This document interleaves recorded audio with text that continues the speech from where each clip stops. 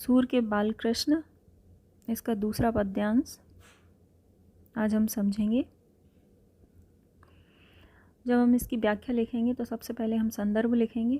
पहले पद्यांश में भी मैं संदर्भ बता चुकी हूँ आपको, एक बार फिर से बता देती हूँ जिन्होंने पहले वाला वीडियो नहीं देखा है। इसमें संदर्भ आएगा प्रस्तुत पद भक्ति काल की कृष्ण भक्ति शाखा के प्रमुख कवि सूरदास द्वारा रचित सूर के बाल कृष्ण से लिया गया है। अब हम इसका प्रसंग लिखेंगे। प्रसंग में आएगा, इस पद में कवि ने श्री कृष्ण की बाल सुलभ इच्छा तथा माँ की ममता और बाल हठ का आकर्षक चित्रण किया है। अब हम इसकी व्याख्या करेंगे। आजु मैं गाय चरावन जय हो, वृंदावन के भांति भांति फल अपने कर में खे हो। ऐसी बात कहो जनिवारे, देखो अपनी भांति तनक तनक पग चलिहो कैसे। आवत हुए है रात, प्रात जात गैयाले चारण घर आवत है सांझ। तुमरो कमल बदन को मिले है रेंगत घाम ही मांझ। तेरी सो मोहि घाम न लागत, भूख नहीं कछु नेक। सूरदास प्रभु कहो न मानत, पर्यो अपनी टेक। तो इस पद्यांश की जब हम व्याख्या करेंगे तो इसमें श्री कृष्ण यशोदा मैया से कह रहे हैं, अपनी इच्छा जता रहे हैं कि मैं गाय चराने जाऊंगा। आज मैं गाय चरावन जय हूँ। श्री कृष्ण कहते हैं कि हे मैया, मैं आज गाय चराने जाऊंगा। वृंदावन के भांति भांति फल अपने कर में खे हों। और वृंदावन में जो तरह तरह के अनेक प्रकार के फल लगे हुए हैं वृंदावन के वन में, तो उनको मैं अपने हाथों से तोड़कर खाऊंगा।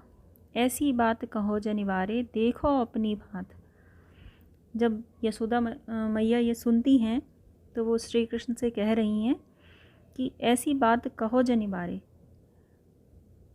हे लाडले बारे, लाडले बालक, मेरे लाडले, इस तरह की बात मत कहो।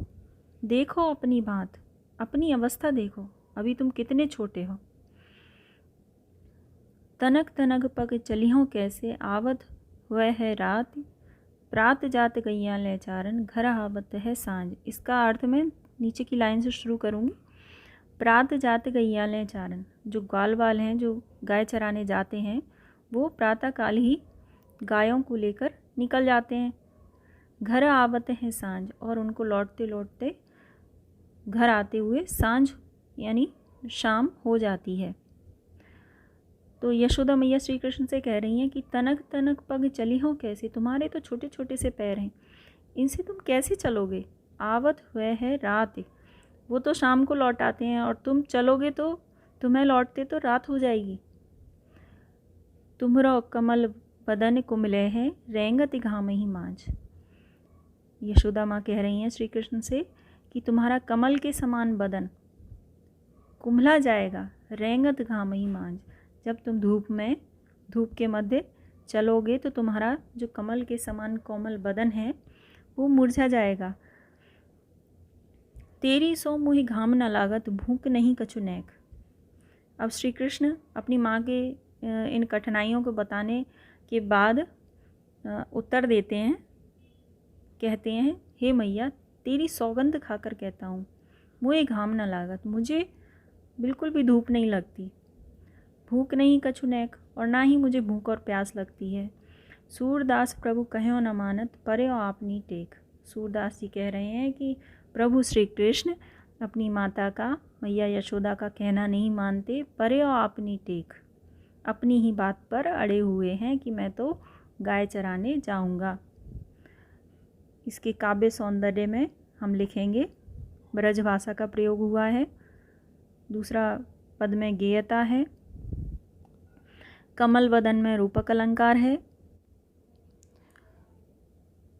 इस पद्यांश की व्याख्या करेंगे। अब हम सूर के बाल कृष्ण का तीसरा पद्यांश है ये।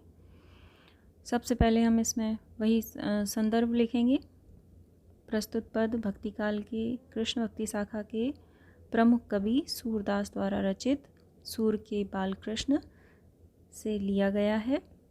प्रसंग में लिखेंगे, कि प्रस्तुत पद्य में यशोदा ने देवकी के नाम जो संदेश भेजा है उसमें मातृ हृदय के ममत्व का अत्यंत सूक्ष्म मनोवैज्ञानिक चित्रण किया गया है। अब हम इसकी व्याख्या करेंगे। व्याख्या से पहले आप ये समझ लीजिए कि ये जो पद्य है अक्सर परीक्षा में पूछा जाता है। इसकी पूरा नहीं पूछा जाता तो इसकी 4 लाइनें तो कम से कम आती ही हैं। इम्पॉर्टेंट है, इसको अच्छे से तैयार कर लेना। और ये उस समय का है जब श्री कृष्ण चले जाते हैं और अपने मित्र को, जो उनके अनन्य मित्र हैं उद्धव, उनको भेजते हैं गोपियों की दशा देखने के लिए। तो उद्धव से यशोदा माता, उद्धव के द्वारा यशोदा माँ देवकी जी को संदेश भेज रही हैं श्री कृष्ण के लिए, उसका वर्णन है यहाँ।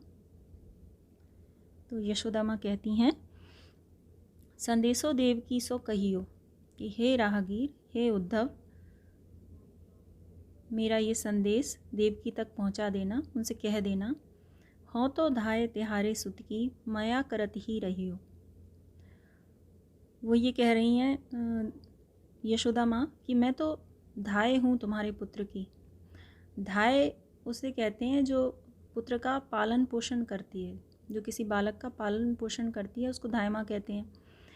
तो वो यहाँ ये कह रही हैं कि मैंने तो उनका केवल पालन पोषण किया है,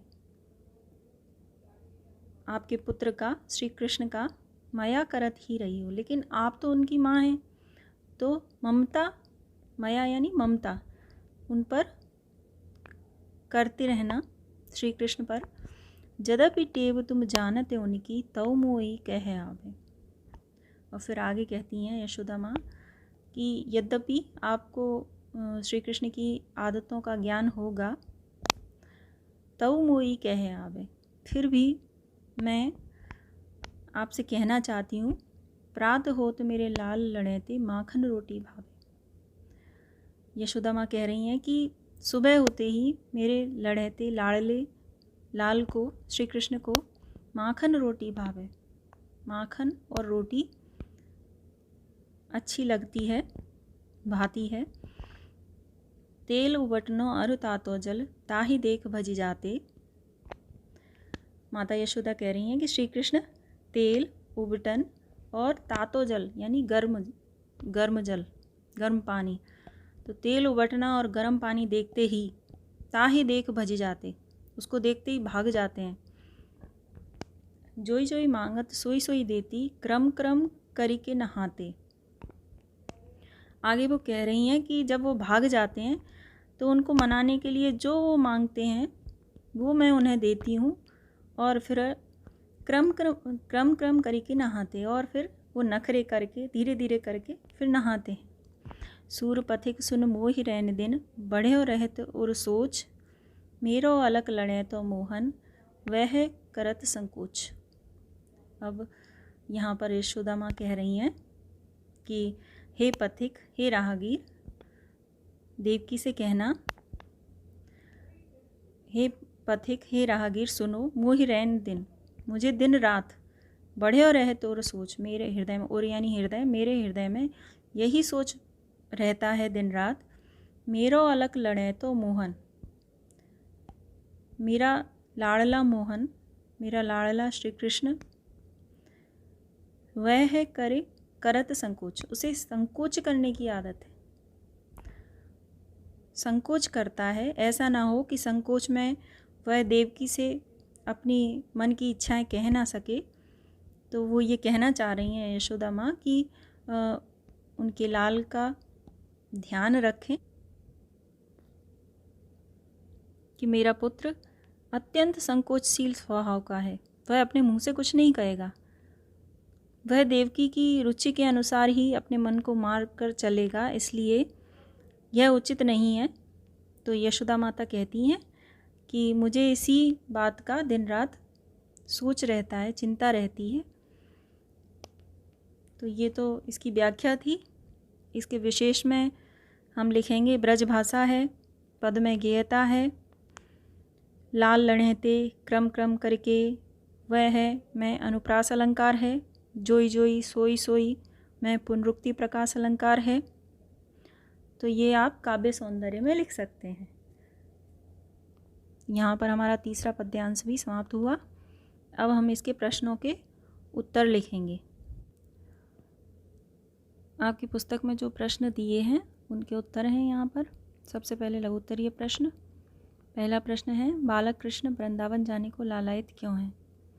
इसका उत्तर है बालक कृष्ण वृंदावन जाने के लिए इसलिए लालायित हैं क्योंकि वह वृंदावन में अनेक प्रकार के फलों को अपने हाथों से तोड़कर खाना चाहते हैं। अगला प्रश्न है गौचारण हेतु जाने के लिए कृष्ण क्या तर्क देते हैं? इसका उत्तर है गौचारण हेतु जाने के लिए कृष्ण तर्क देते हैं कि माँ मुझे तेरी सौगंध कि मुझे ना तो गर्मी लगती है ना ही भूख प्यास सताती है। यह कहते हुए श्री कृष्ण माता यशोदा से गौचारण के लिए जाने की जिद करते हैं। अगला प्रश्न है यशोदा अपने आप को कृष्ण की दाई क्यों कहती हैं? इसका उत्तर है यशोदा ने कृष्ण को जन्म नहीं दिया था, उन्होंने केवल उनका पालन पोषण किया था, इसलिए वह स्वयं को कृष्ण की दाई कहती हैं। इसके बाद दीर्घ उत्तरीय प्रश्न। पहला प्रश्न है यशोदा ने कृष्ण को वन की क्या क्या कठिनाइयाँ बताईं? इसका उत्तर है यशोदा ने कृष्ण को वन की निम्नलिखित कठिनाइयाँ बताईं। वन बहुत दूर है, तुम छोटे छोटे पाँवों से चलकर कैसे जाओगे? वन से घर लौटते हुए रात हो जाती है। प्रातः घर से जाओगे और रात को घर लौटोगे। भूख प्यास से व्याकुल हो जाओगे। गायों के पीछे पीछे घूमते रहने के कारण गर्मी में तुम्हारा कमल के समान कोमल मुख मुरझा जाएगा। अगला प्रश्न है बाल कृष्ण को देखकर माता यशोदा के हृदय में कौन सी अभिलाषाएं जागती हैं? इसका उत्तर है बाल कृष्ण को देखकर माता यशोदा के हृदय में कई अभिलाषाएं जागती हैं, जैसे कृष्ण घुटनों के बल चलें, दूध के 2 दांत निकलें, तोतली बोली में वे नंद को बाबा और उन्हें माता कहकर पुकारें, आंचल पकड़कर बालट करें, अपने हाथों से थोड़ा थोड़ा खाकर अपना मुख भरें, सभी दुखों को दूर करने वाली अपनी मधुर हंसी बिखेरें। अगला प्रश्न है माँ यशोदा ने देवकी को क्या संदेश भेजा? इसका उत्तर है यशोदा ने देवकी को संदेश भेजा कि मैं तो कृष्ण का पालन पोषण करने वाली दाई हूँ। मैं तुमसे विनती करती हूँ कि तुम बालक कृष्ण पर ममता दया करती रहना, उसके प्रति कठोरता का व्यवहार मत करना। श्री कृष्ण को प्रातःकाल माखन रोटी अच्छी लगती है, इसलिए उसे प्रातःकाल माखन रोटी ही देना। वह बड़ी मुश्किल से स्नान करता है, तुम उसकी सभी फरमाइशों को पूरा करके उसे स्नान के लिए मनाना, तभी वह तेल उबटन और गर्म पानी से स्नान करेगा, अर्थात उसकी रुचियों और आदतों का ध्यान रखना। मेरा कृष्ण संकोची स्वभाव का है, अतः वह अपने मुख से कुछ नहीं कहेगा, इसलिए देवकी तुम्हें ही उसकी रुचियों और आदतों का ध्यान रखना पड़ेगा। भाषा अनुशीलन। पहला प्रश्न है निम्नलिखित शब्दों के 3 समानार्थी शब्द लिखिए। पग, पैर, पाद, चरण, कदम, कमल, राजीव, जलज, पंकज, जननी, माता, माँ, अम्बा, गगन, आकाश, नभ, गगन। अगला प्रश्न है दिए गए मुहावरों के अर्थ लिखते हुए उनका वाक्यों में प्रयोग कीजिए। बाल बाल बचना, साफ बचना। वाक्य में प्रयोग आज तो मैं बम विस्फोट की चपेट में आने से बाल बाल बच गया। सिर धुनना, दुख अथवा पश्चाताप के कारण सिर पीटना। वाक्य में प्रयोग परीक्षा में अच्छे नंबर प्राप्त न होने के कारण सावित्री अपना सिर धुनने लगी। कान का कच्चा, बिना सोचे समझे दूसरों की बातों पर विश्वास करना। मोहन, वाक्य में प्रयोग मोहन के साथ कोई बात मत किया करो, वो बहुत कान का कच्चा है। नाक में दम करना, तंग करना, बहुत परेशान करना। वाक्य में प्रयोग भारतीय सुरक्षा बलों ने आतंकवादियों की नाक में दम कर रखा है। मुंह की खाना, बुरी तरह हारना। वाक्य में प्रयोग हॉकी टीम को हर मैच में मुंह की खानी पड़ी है। पेट में चूहे दौड़ना, बहुत भूख लगना। वाक्य में प्रयोग, पूरे दिन परिश्रम करने से पेट में चूहे दौड़ने लगे हैं। पाँचों उंगली घी में होना, अत्यंत लाभ होना। वाक्य में प्रयोग, महंगाई बढ़ते ही खाद्य तेल व्यापारियों की पाँचों उंगली घी में हो गई हैं। अगला प्रश्न है, निम्नलिखित शब्दों में से तत्सम, तद्भव और देशज शब्दों को छांटिए। तो यहाँ पर लिखे हुए हैं तत्सम, तद्भव और देशज। तत्सम में है मुख, जननी, कमल, जन। तद्भव में है दांत, दूध, घर। देशज, सांझ, तनक, पथिक, गैया, टेव,